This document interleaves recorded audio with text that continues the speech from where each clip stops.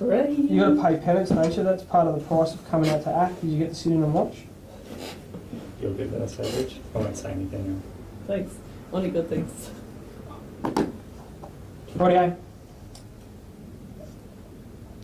Describe how the medications that the patient is taking. So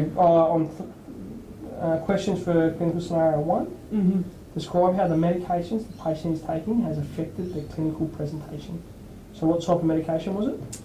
He had taken an overdose of tricyclic antidepressants. Yeah, rightio. What's the drug effects? The effect of TCA overdose is sodium channel blockade and acidosis. It's an acid, so it causes an acidosis. Mm-hmm. What's the word for in his blood? Yep. Yeah.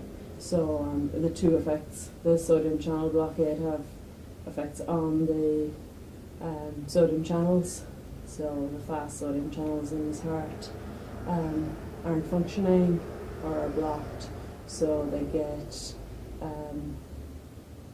heart blocks. So the QRS widens, they can get pure lengthening and lose their P wave and then get further widening of the QRS and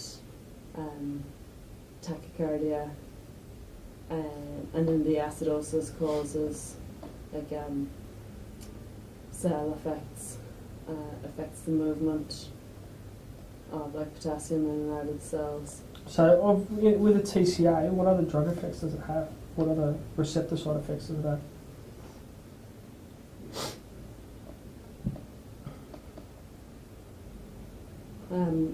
My understanding is the main one is sodium channel effects. Yeah, it is sodium, that's right, but there's several others. Yeah, so the calcium potassium effects are all balanced against the sodium, so they're also affected. Mm-hmm. But I don't know any other. Yeah, that's fine, that's no dramas. You went over most of this. The next question, you've already said most of it. But what ECG changes might you expect to see in a TCA overdose? The first change you'd expect is tachycardia. Yep. And then you get a terminal OR wave and red axis deviation, and then a widening QRS complex. Mm-hmm. Yeah, what at the later stage, at the worstness, at the more severe stages of a TCA overdose, what sort of rhythms are we looking at? A VT, yeah. And then eventually, just prior to them arresting, they kind of a bradycardia, yeah. like a broad complex bradycardia. Is there a specific type of name for that, for the rhythm that we're looking for? Like they can go into torsades. Yeah, well that's the lethal arrhythmia, yeah. Yeah. What about before that? Like a sine wave. Sine wave. Yeah. So what are we looking at for a sine wave? Slow, broad, curved kind of rhythm. Mm-hmm. So like a wave shape. That lost all its angles. Yeah. Sneeze. Excuse me. So how does sodium bicarbonate work? Oh, actually, how does sodium bicarbonate work in this patient? It has three effects.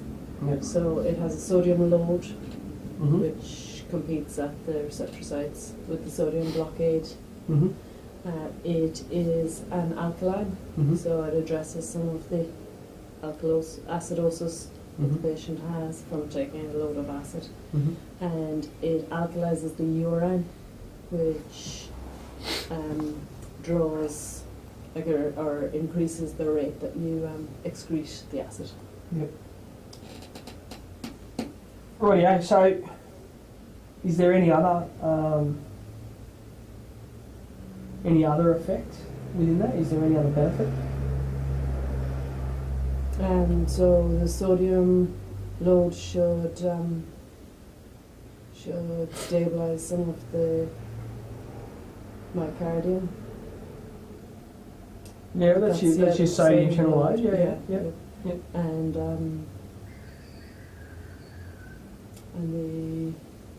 alkaline. And the fluid load, well, it's a very small fluid load. I don't know any other. Right, that's cool. Describe the target ETCA2 that you'd be aiming for, and what is this trying to achieve? You would like his entitled to be low, so you're aiming to hyperventilate him. So what numbers are you looking for? So you're looking for around 20 to 25.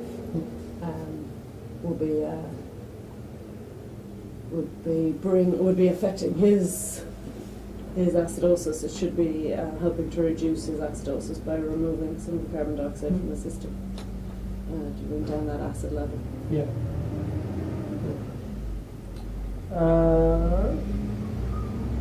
So what's another medication that outside of TCAs that we consider having a sodium channel effect in overdose?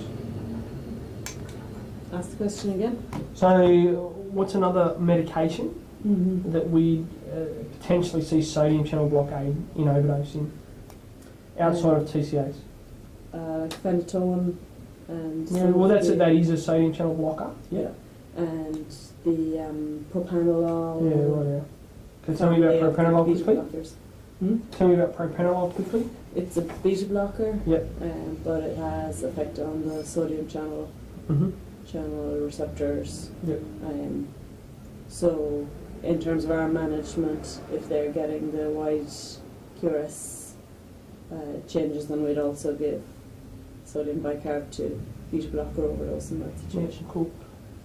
Why is that? Do you know what the specifics about the terms that we use about both of these medications, and why? Like you said one's a beta blocker, and one's a tricyclic antidepressant, so it inhibits amine reuptake. What's the term that we would use about these drugs, and why they do that? I don't know if I'm asking it very well.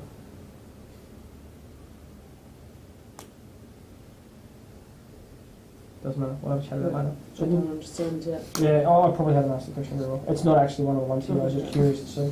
Yeah, no, I don't think I know. Yeah. Oh yeah, and then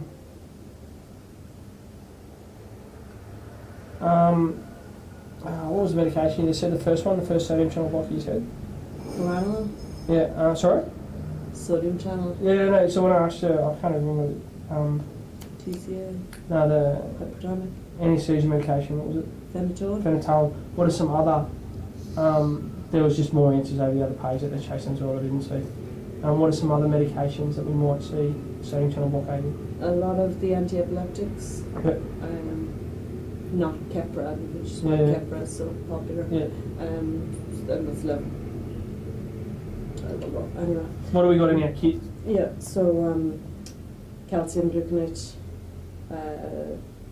can affect sodium channel. So calcium channel blockers can affect sodium channels. Some of the beta blockers do. And What's in our kit that does? magnesium? No. Don't know. What is the sodium channel blocker that we carry? We've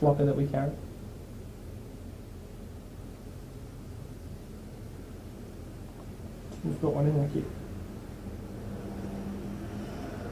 Trying to think.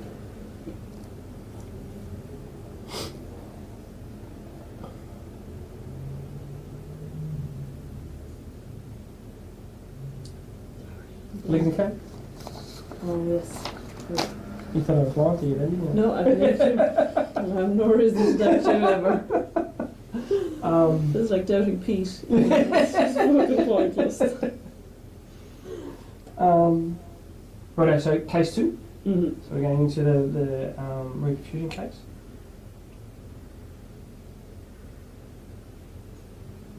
Right, so it starts with an overarching statement that says, debate your medicine. These questions relate to the cardiac case you've completed. What are the risks associated with fibrinolysis? There's a life-threatening risk of intracranial hemorrhage. Mm-hmm. And the stats on that are 1 in 100. Mm-hmm. will have a life-threatening hemorrhage. Mm-hmm.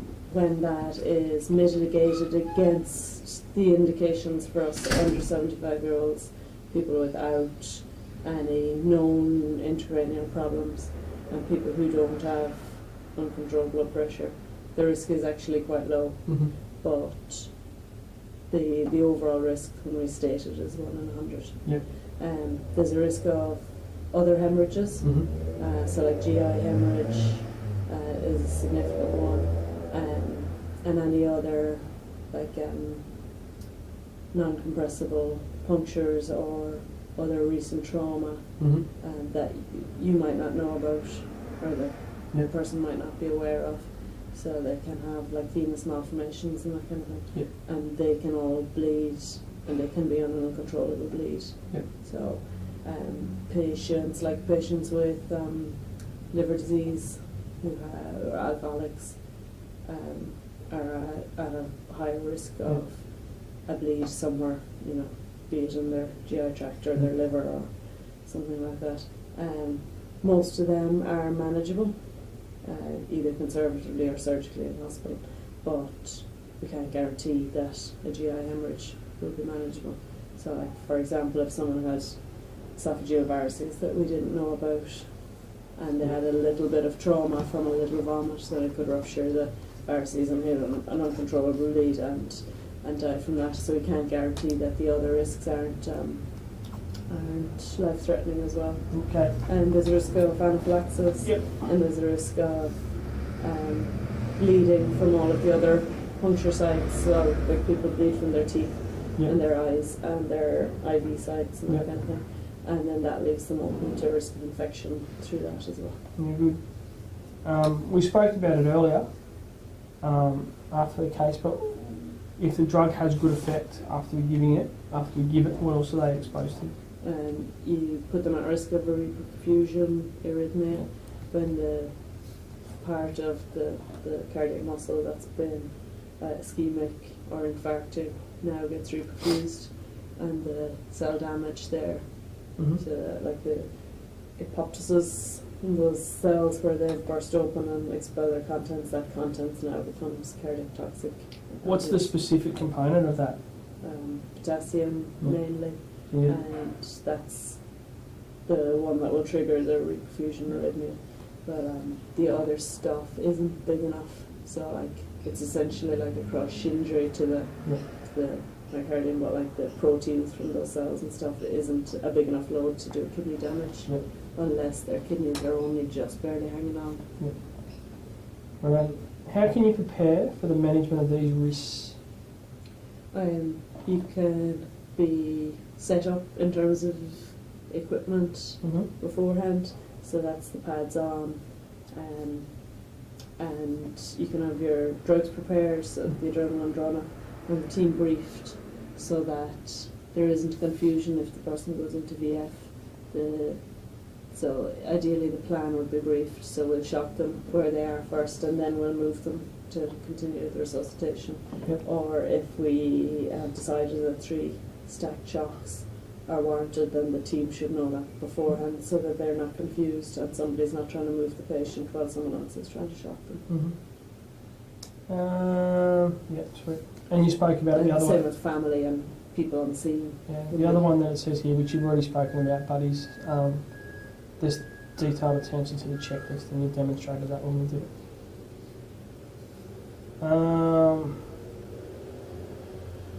What coronary artery was affected in this patient? I would expect it to be his left coronary, left descending. What's left its actual anterior name? descending. Sorry? The LAD, Yeah, what's that stand for? anterior descending. I love this sometimes. Correct. Actually, yeah. Explain why you treated down the pathway that you have chosen. The patient was indicated to be thrombolyzed on the grounds that he was under the age bracket. He met the STEMI criteria. He was more than an hour from PCI, and his chest pain and his heart attack symptoms were less than 6 hours old. Yeah. What's your ECG criteria? So he needs to have ST elevation of more than 2 millimeters in the chest leads, or 1 millimeter in the limb leads, in concurrent leads. Yeah. So in his case, the particular ones were the anterior leads. Yeah.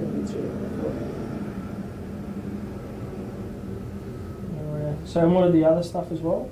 So, there's just some other details about it. So, that was your indications specific to our checklist and our protocols. Okay. And what are some of the other considerations? Why is lysing a 45-year-old patient with an anterior STEMI a good thing?